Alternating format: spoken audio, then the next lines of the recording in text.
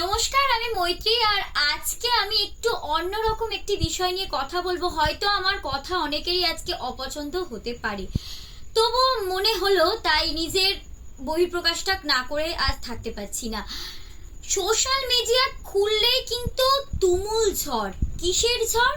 না ব্যাটে বলে নাকি বিশ্বকাপ নিয়ে এলো মেয়েরা, আর এই মানসিকতাই প্রকাশ করছে প্রত্যেকেই নিজের সোশ্যাল মিডিয়া। একবার ভাবুন তো, 2025 সালে এসে দাঁড়িয়ে আমাদের নিজেদের মানসিকতার পরিচয় দিতে হচ্ছে।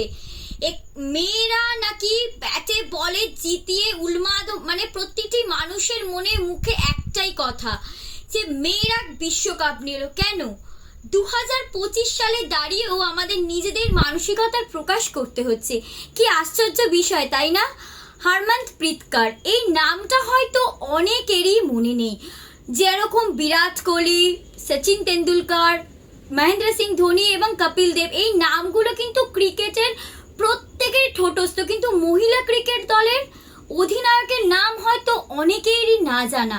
একবার ভেবে দেখুন তো, যদি এরই বিপরীতটা হতো, কেউ কি মনে রাখতো? কেউ কি নিজেদের সোশ্যাল মিডিয়ায় এত বড় সড়ো লম্বা চওড়া লিখে প্রকাশ করতো?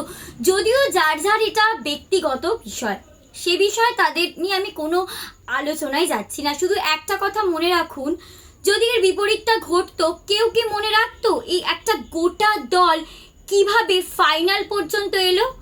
কত কষ্ট, কত স্ট্রাগল করে তারা ফাইনাল পর্যন্ত এলো, এবং তারা আজকে একটা আমাদের দেশকে কাপ দিল। মানে যেটা নিয়ে বলার মতন গর্বে বুক ভরে যাচ্ছে। আমরা একটা মেয়ে হয়ে, মেয়েরা শুধু রান্নাঘরেই হাতা খুন্তি নয়, মেয়েরা রাস্তায় দাঁড়িয়ে ব্যাট বল এবং কিছুদিন পর হয়তো ফুটবল নিয়েও তারা এগোতে পারে।